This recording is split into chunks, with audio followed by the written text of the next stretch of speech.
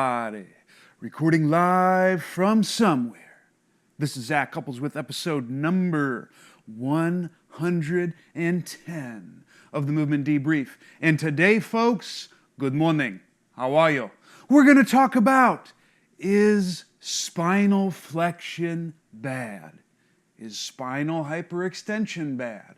Is any movement of the spine bad? That's what the questions are about today. And they have been asked by the people. They'll be answered for the people by this people right here. Fam recognized fam. Without further ado, let's debrief, shall we? The first question comes from Doman. Hope I pronounced your name correctly. But here's what Doman asks me. Hi, Zach. What are your comments on thoracic and lumbar spine hyperextension in weightlifting? I was thinking about it for a while, and I think it's a double-edged sword. Given the fact that the spine is forced in expansion, especially with the beginner, the position of the pelvis and ribcage is not really advantageous for abdominal recruitment. Also, is there potential for lack of glute and hamstring activation due to higher amounts of cervical extension? But on the other hand, you want concentric contraction of the posterior chain. Forces during the lift are high, particularly at the movement when the weight is being loaded on the body. If the muscles of the upper P chain eccentrically contract, the chances for a successful lift are very low. What are some of your thoughts? Love your work and sending kind regards from Slovenia. Awesome question, Doman. I think the key with anything is we need to have an appropriate amount of movement options available. There's good research out there showing that coordinated variability, being able to explore beyond one set path, is useful both from an injury prevention standpoint as well as performance standpoint. And that is not just in multi-directional sports, but in all types of athletes, weightlifters included. There is a good study that was done in 2019 called Inter and Intra-Individual Variability in the Kinematics of the Back Squat. And yes, folks, I will link all of this research in the show notes because there's going to be a bunch today. It'll be on zachcouples.com/spinal-flexion. But in this, they had weightlifters performing the back squat, and these were good weightlifters. And none of them could perform the same back squat twice. And the reason why is because they had variability within the lift. If you're doing anything in an extreme end range that limits movement options, that could potentially limit that exploratory capability. That would be one thought. But let's just talk about what needs to happen in order to achieve depth in a weightlifting-based activity. And I'm assuming, Doman, that you're talking about Olympic lifts, since you mentioned weightlifting. With all the lifts, the snatch, the clean and jerk, and I'm not an Olympic lifting expert by any means, but if we just look at what should happen with the movement, I think we can all agree that in the bottom portion of those lifts, the pelvis is about as low to the ground as can possibly be. So we have to look at what has to happen at this pelvis in order for you to go downward. Some way, somehow, you have to be able to create vertical displacement of the pelvis. If I'm going too far backwards, I'm not going to be able to hit the depths needed in Olympic weightlifting. So in order for that to happen, you have one of two options. And I will have to link, Bill did an amazing video on this, Bill Hartman. I'm going to link it in the show notes because he just hit the nail on the head with this. You either have to counternutate the sacrum, which would be tipping the sacrum posteriorly, because then what that does is it concentrically contracts or orients the posterior pelvic floor, essentially limiting or blocking posterior pelvic displacement. The anterior pelvic floor, or the outlet, would eccentrically orient, and then you would drop down. Your other option would be to flex a large portion of the spine to create that downward drop. So basically what you have to do is do something that prevents the pelvis moving too far posteriorly. If I do spinal hyperextension, that would involve increased lumbar extension and sacral nutation, which would be sacral flexion or tipping the sacrum forward. What that's going to do is that's going to concentrically contract the anterior pelvic floor, and it's going to eccentrically contract the posterior pelvic floor, creating posterior movement of the pelvis. If the hips shoot back, you're not going to be able to drop down all the way to perform the lift or the bottom of the snatch or the bottom of the clean and jerk. So because of that alone, spinal hyperextension is likely not ideal under these circumstances for weightlifting. That being said, now that might be a little bit different for power lifters from a back squat. They can get away with a little bit more extension in the spine. They do that essentially to limit depth, but you do have to hit a certain depth with powerlifting in order to have a successful lift. So even those individuals need to have some degree of this vertical displacement when we're talking about something like a squat. And it's those reasons right there why I think that you can't necessarily be a successful lifter if you're doing a lot of spinal hyperextension unless you're creating some type of eccentric orientation or laxity at some point in the body. In both of these cases, you do need some degree of vertical displacement of the pelvis. That's going to involve some type of vertical displacement, eccentric strategy in the pelvis where you're dropping straight down, and lumbar spine and thoracic spine hyperextension may not allow for that to happen. And that's really the big difference, Doman. If you got to hit depth, you got to make sure you can create some flexion. And if you do that, you ought to be in business. Great question, Doman. The next one, this is a big one, comes from Lucy. Here's what Lucy has to say. Hi, Zach. That's how she talks. I read an article from Stu McGill, and there were many claims on it that were pretty extreme. The article in question, folks, is what the biomechanics professor wishes people knew about the real causes of low back pain. It was on the PTDC. Read this article from Stu McGill. There were many claims on there that were pretty extreme. Here's some quotes that Lucy had for me. The truth is that someone hitting the gym every day without spine-sparing techniques during their workout will develop cumulative trauma in their discs. Repeatedly bending your back at the gym, followed by long periods of sitting at work, chased down with poorly executed daily tasks such as getting dressed or gardening, conspire together the cause of slow delamination of some of your disc fibers. The next point, one of my major issues with Pilates is that one of the key principles is to flatten the spine and imprint the lower back on the floor when lying down. This deliberate effort to disrupt the spine from its neutral position and straighten one of its natural curves is not healthy and can trigger pain sensitivity in a person who's already sensitized. Some people experience a false sense of relief while going through this motion because it stimulates the back's stretch receptors. In reality, this relief is fleeting, and pain symptoms typically return with a vengeance due to stresses placed on your discs. Thus, the exaggerated fashion of Pilates roll-up puts an emphasis on moving through the spine, putting unnecessary loads and strain on the discs. The real goal should be to minimize spinal movement, this is key, and instead use our hips as primary centers for motion. This philosophy will allow the back pain to settle. Is really someone able to make these claims? So, awesome question, Lucy. I read this whole article. I thought Stu had, and let me preface this, not out here to attack Stu McGill. Obviously, he's a pioneer in our field. But that being said, I think some of these claims here I disagree with, one. Two, I think the way that this article was written and interpreted could potentially foster maladaptive beliefs in the uninitiated, i.e. people who don't know a lot about pain, because pain is very complex and multifactorial. So I want to break this down. We're going to kind of go after some of these points that Lucy mentioned, say why I disagree with those, and offer an alternative hypothesis. So the first thing is, the truth is, like the general consensus with this is, that I'm getting is, flexion-based activities seem bad. We need to minimize motion in the spine because that places undue pressure on the discs. So the question we have to answer first is spinal flexion bad for disc health? Thought process behind this is based off of some of Stu's research, which was done on Hasas. Do you know what a hasa is, man? It's a pig.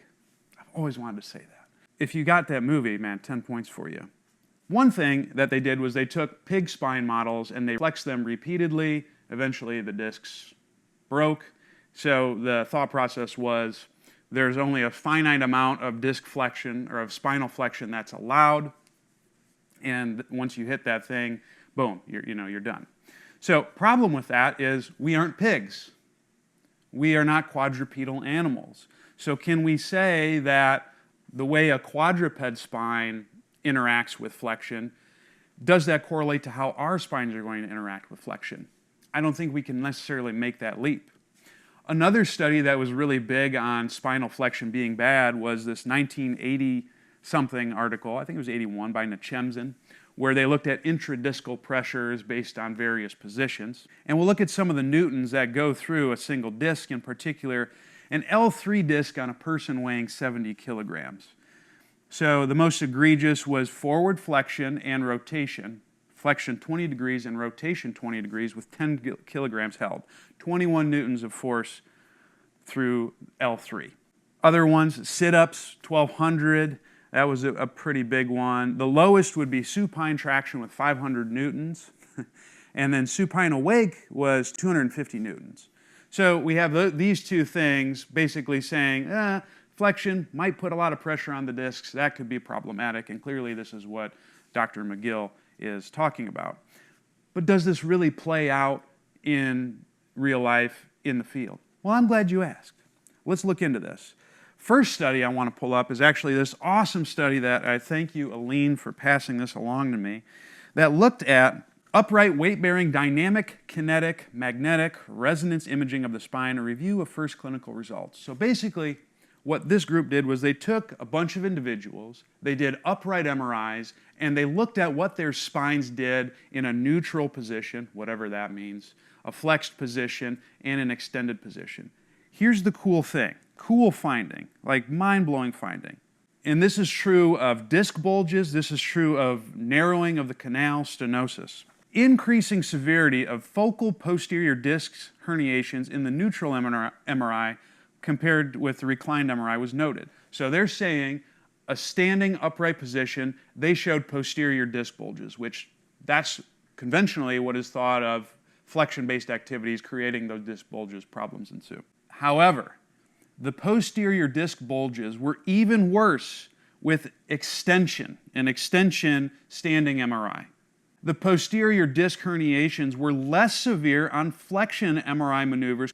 So based on this functional MRI study, which is in humans, not pigs, and it's not looking at one singular disc, flexion actually improved the posterior disc severity herniation. So we have one major study disproving that flexion makes discs worse. But I'm not done. Let's keep going. This one, biomechanics of changes in lumbar posture in static lifting. This was done in worker comp individuals. They looked at lifting with a flex spine or more kyphosis. They looked at just lifting however you wanted, and they looked at lifting with a more lordotic spine. Here's some of the big findings with this one. There are greater shear and compressive forces for lordotic posture than kyphotic or freestyle. And they were looking at many discs, L4 to, or actually T12 all the way down to L4. So greater shear and compressive forces with a lordotic posture, i.e. more extension in the lumbar spine. Lordosis increased forces in L4 to S1. The kyphosis, if you assumed a more kyphotic posture while you're lifting, and these were like, I think 24 kilogram boxes, kyphosis increased forces in T12 to L4. More lordotic you are, more lower shear forces. More kyphotic you are, it seems to be higher up in the spine. That being said, trunk flexion increased compressive forces across the board. However, none of these loads exceeded values associated with injury. Another study showing that lifting with a flex posture, not necessarily a bad thing. But wait, I'm not done.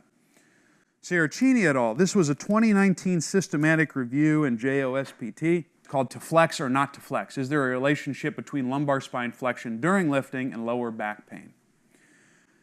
Here were their findings. No association of lifting with a flexed lumbar spine and lower back pain. That being said, the weights were very small, with the heaviest being a 12-kilogram box. So we have another thing showing flexion not necessarily associated with injury. I'm going to keep going, though, because with this type of thinking, exercises such as sit-ups, crunches, and all that were kind of demonized. That has to lead us to think, well, are these activities bad for the back? Because Stu is saying the imprint is bad, or the curl-up or the roll-up, the Pilates roll-up is bad. We have a study that was done on the military. I believe this was by Childs et al., and they compared traditional sit-ups versus core stabilization exercises on musculoskeletal injuries in the U.S. Army. No difference in terms of days missed with sit-ups and core stability exercises. If we look at people who emphasize more sit-up based exercises in the military, the days missed over a certain period of time, and this was like 1,141 soldiers, so quite a bit, median days missed were 8.3 with a standard deviation of 14.5. Those who did more core stability based exercises, they were 4.2 days with a standard deviation of 8. So there were some people, here's why I read this, and they concluded that there was no difference between the two. But even with the traditional sit-up based group, there were some people in that group who actually had fewer days missed of work just by doing sit-ups. So again, we have another situation where we're showing that flexion-based activities are not necessarily bad for the back, which I would say, based on some of the claims that are made in this article, do not correlate with what the evidence is showing in terms of flexion-based postures. I do agree with one thing that Stu says. A lot of trainers may program exercises willy-nilly. We should have some individuality in terms of what exercises we choose. Like, not everyone's going to benefit from Pilates, not everyone's going to benefit from yoga. That's where I think a lot of the stuff that I'm going into, of course my bias, comes into play, where you need to assess, you need to pick exercises that are good for that individual to meet their goals. But some of the claims made in this, the spine, minimal movement should occur, I disagree with that. It seems that flexion is safe. The spine obviously has degrees that it should move. We should be able to explore that, especially if you're considering the coordinative variability research in terms of having some degree of options when you move being useful. But here's what I think. Even if, I grant that I agree with a lot of Stu's claims in terms of we need to individualize exercise, the way that this article is worded could have negative repercussions in someone who maybe has persistent pain or recurring pain. And I'm going to cite two articles here. The first one I'm going to cite is Divided by a Lack of Common Language, a qualitative study exploring the use of language by healthcare professionals treating back pain. So there's some words that are used in this article that people don't want, or that people don't necessarily understand, that could be taken on a negative connotation. Discs. Discs was one that a lot of people, prolapse, retrusion, things of that nature. This study showed that most individuals, when they are talking about a disc, don't necessarily understand what that is. There is potential that that could lead to negative consequences. The other article, and this one I think is most important, is the enduring impact of what clinicians say to people with low back pain. What they found in this study in particular was that what a clinician, or I would argue a trainer, although that's not in this article, but what a clinician says to a patient or a client, that plays a formidable role in the beliefs that they may have from years to come. And things that led to negative consequences in terms of patient or client beliefs.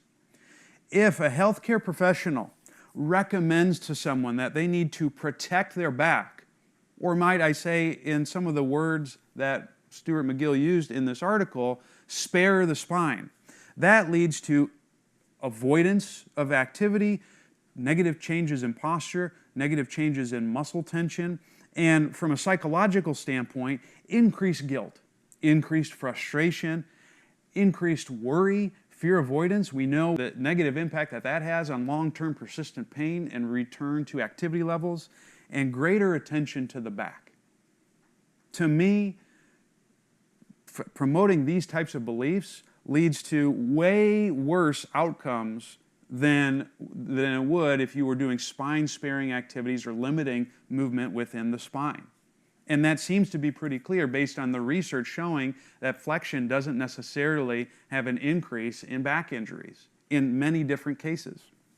That being said, look at the same article by Darlow, Activation and Reassurance, showing you're going to be okay. You need to get back to physical activity. You need to do this stuff. You need to move. You need to groove. You need to do all types of wild and crazy things. Increased confidence and a more positive approach to activity. And that, I think, is the most important piece with this. We want our individuals that we work with to have a positive outlook on physical activity. And if we are advocating for restrictive beliefs, which to me, this article seems to be that case. I don't want to speak, obviously, on Stu McGill's behalf. I'm just looking at what he wrote in terms of limiting certain activities. I think that that's going to lead to maladaptive beliefs in the long run and negative consequences for people, especially if they get hurt. If you hurt your back and your belief is that there's slow delamination of some of your disc fibers and you should avoid spinal movement at all costs, that's likely going to need to lead to negative outcomes. We have to look beyond just the anatomical changes that can occur with people as they age and with movement. One thing that we're not talking about in this article is the number of asymptomatic people that have disc changes. Depending on what study you read and what age you're talking about, 30 to 80% of individuals who are asymptomatic might have abnormal changes in their spine. The point with that is we can move despite having some of these anatomical changes. There's more of a causal role of pain with sleep disturbances than there is with anatomical changes. And in fact, there was a profound study, I'll link it in the show notes, that shows that. With all this being said, is spinal flexion bad? I think the answer is a resounding no. There's lots of research showing that sit-ups not necessarily going to kill you. You can lift with a flex posture and that has minimal repercussions. And it doesn't seem that flexion with lifting is a problem. Period. And let me kick this up another notch. We have to advocate for our people that the spine is resilient. Another 2 studies, one done by Swinton et al., another one by Hartman et al., looking at how much force the spine can actually take. It's a lot. One vertebral body may be able to tolerate up to 11,000 newtons of compression. If we look at the Nachimzin study, the 81 study, the most that one had, or the most newtons of force that one had in a specific posture was like 2,100. Compression tolerance improves axial loading, so we need to compress the spine to increase bone mineral density. In terms of a specific lift, if we're looking at deadlifts of elite power lifters, the amount of newtons of force that they put through their spine is a range from 14,000 to 17,000 newtons of force. That's a lot.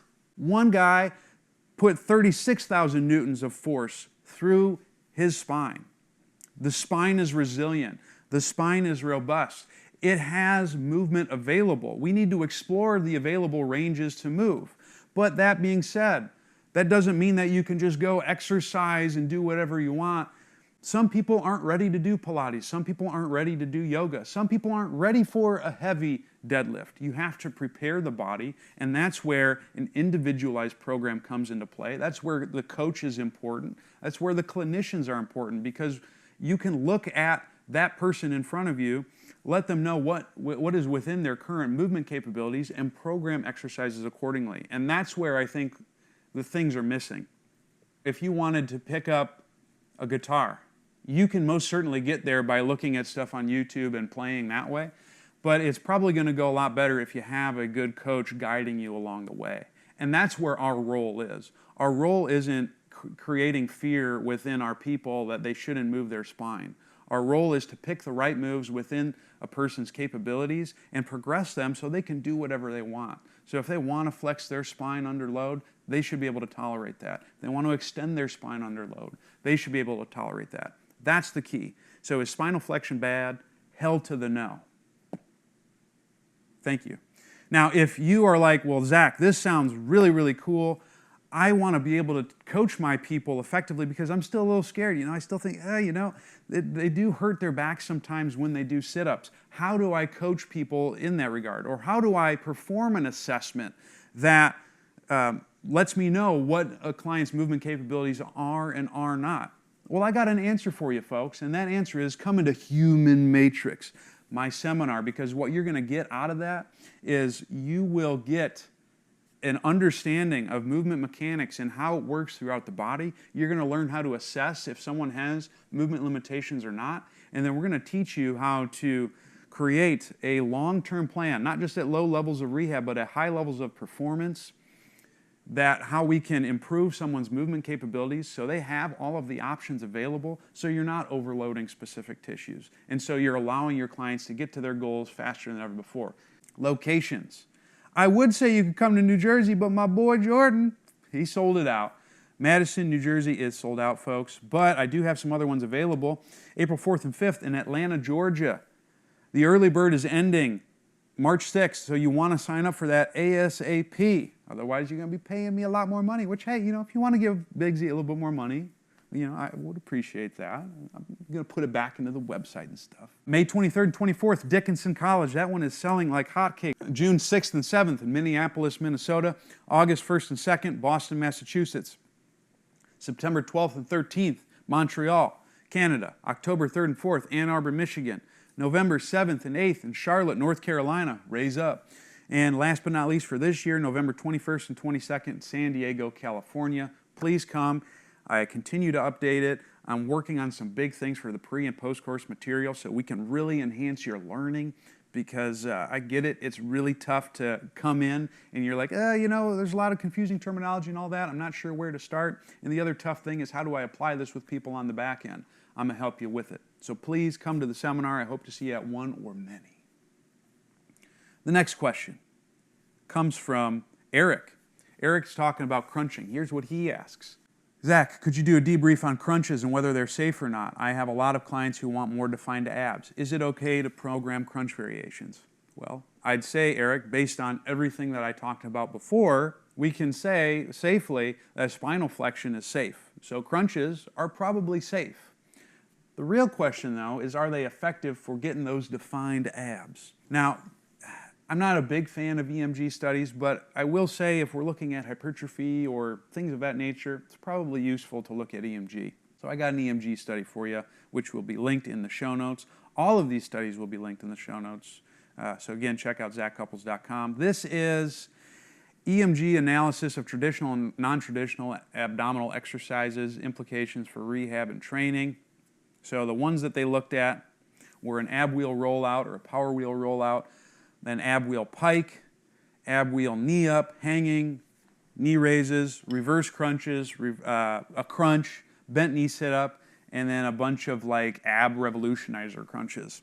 So if we look at the EMG comparisons, where do crunches sit? They're not bad. Like you're going to get some rectus, you're going to get upper and lower. For the obliques, external, not so great. Internal, pretty solid. But there's better exercises out there in terms of getting ab activity. For example, if you want to really get that six-pack, the ab wheel rollout, at least in this study, appears to be the king. There's another study that I just can't find it, but I've also seen this replicated as well, where the ab wheel rollout is more effective for getting the six-pack abs in that regard. In fact, it's definitely the best. The pike is also another good one, although it seems to be comparable to the crunches. Believe it or not, crunches seem to do a bit better if we're talking about rectus abdominis than bent knee sit-ups. So if you really want to get the six-pack, you might want to do crunches in that regard. Hanging knee raises are another one that seem to be better for getting rectus abdominis. And another big killer, reverse crunch, inclined at 30 degrees. So if we're looking at just getting defined abs, crunches are like right in the middle of these exercises. There's definitely better choices, but I will say, I think variety is good. Probably don't want to do ab wheel rollouts till the cows come home. So it seems that crunches could be a very useful exercise for you to get six-pack abs.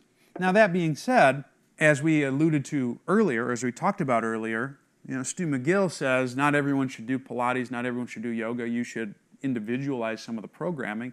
And I would argue with something like crunches, I would agree that it might not be my first activity.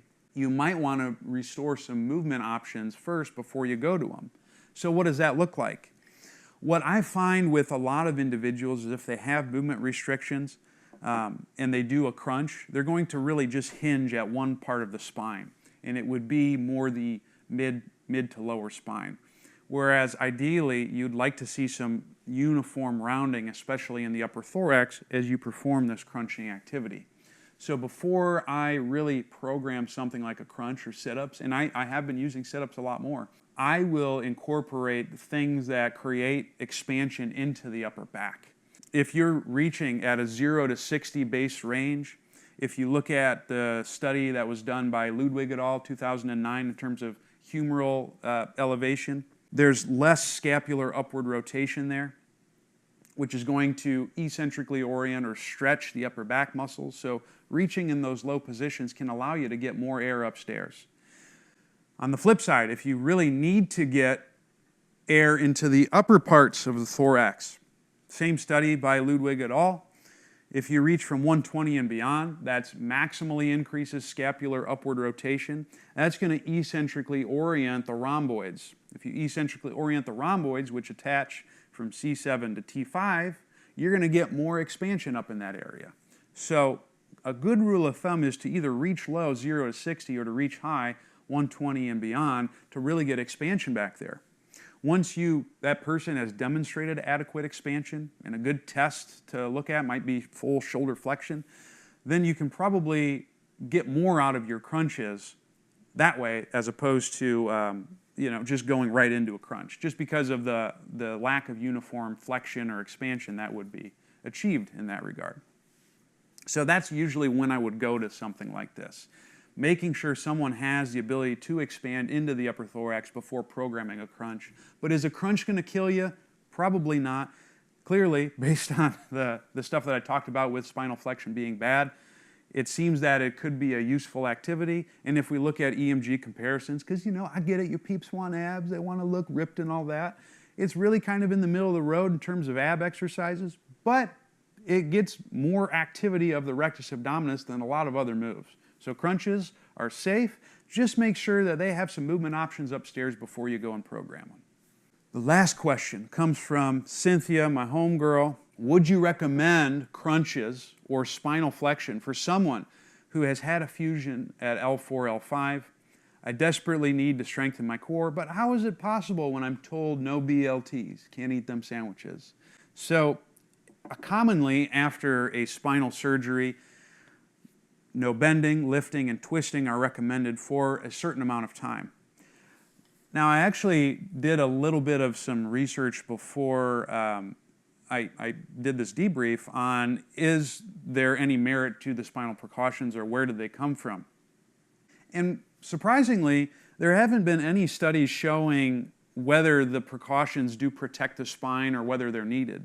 They've done this with a lot of other areas like total hip precautions. Do we need to follow these? But they don't necessarily have that for the spine. Either way, so that it doesn't show that this is protective or it's not. So I can't really make a comment in terms of are these precautions even something worth following.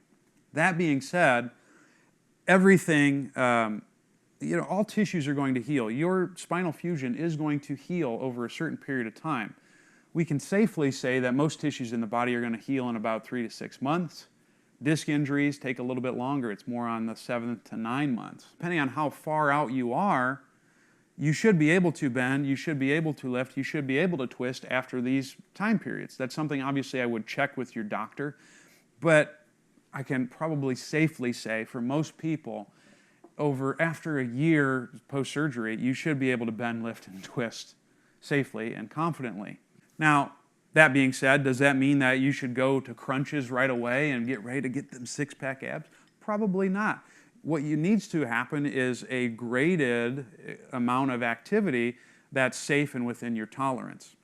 So if you want to do crunches, maybe you would do some of the stuff that I talked about before with Eric's question. Get some things to expand the upper back. I'll link a couple of my favorite moves in the show notes. But I would start with that first. Then from there, maybe you can do some progressive activities that incorporate more spinal flexion from the bottom up. I like reverse crunches in this regard. I like working on pelvic tilts. I like working on bridging. Those types of activities could be really useful for teaching you to safely and confidently flex your spine. Once you've done all those things, then perhaps you can go to something that's more crunch or sit-up oriented in nature if you so desire. You just have to pick activities that are of low intensity and safe, that involve a certain amount of flexion, and start there and then slowly work your way up, making sure that you have a lot of your movement back before you go progressing into some of these progressive flexion-based postures. So if you don't have full flexion, like you can't touch your toes or you can't get a full squat, you probably want to work on those types of things first before going into something like a crunch.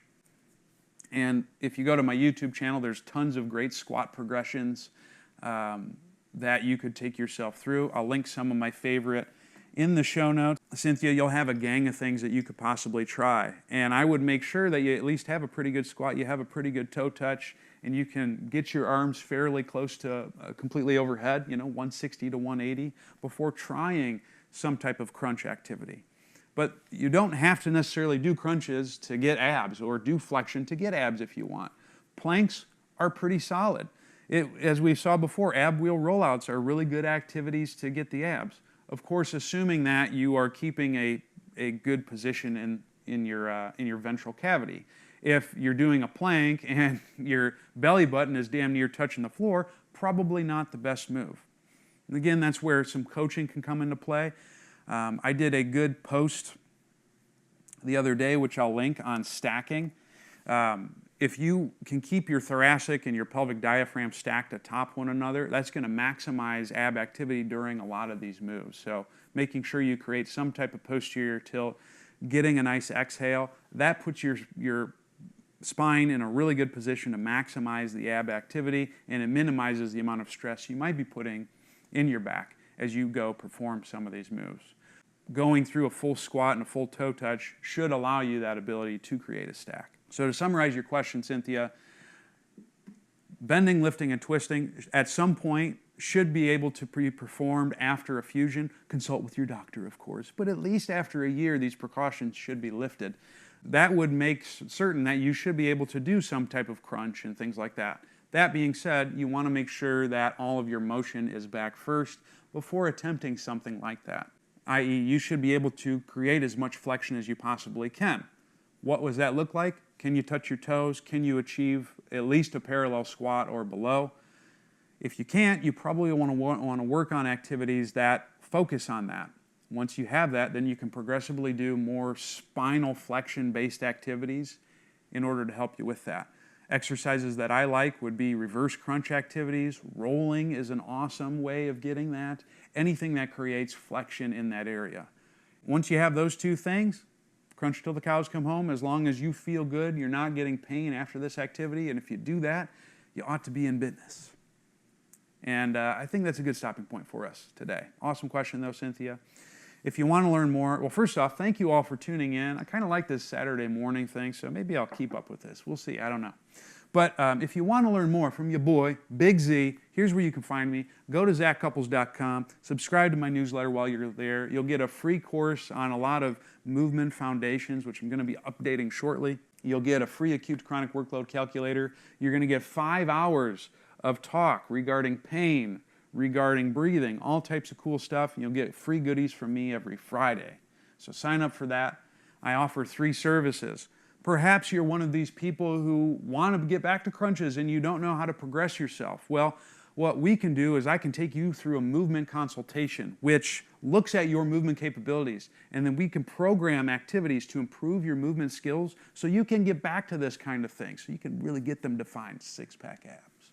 Or, heck, don't even worry about teaching yourself how to progress. Let me write a program for you. With that, I'll take the same stuff that we learned from the movement consultation, and I will design a fitness program that is specifically tailored to your movement needs and your fitness goals. Definitely sign up for that. Or if you want to learn how to do that with your people, I can teach you. That's where the mentorship program comes into play. What we'll do with that is we'll look at your population, figure out how to apply some of the concepts that we discussed in my debrief and other debriefs. And I will give you some feedback in terms of how you're coaching some of this stuff and implementing, and we will help you implement stuff like this with your clientele faster than ever before. And of course, Human Matrix is another great way to do that. Social media-wise, I'm on Twitter and Facebook /Z Couples. I'm on the Instagram, baby, at Zach, Z-A-C, Couples, C-U-P-P-L-E-S, and search me on YouTube as well. If you want a gang of exercises, and I'm slowly, integrating them into some playlists, you definitely want to check that out. Last but not least, find me on iTunes, find me on Stitchers at the Zach Couples Show.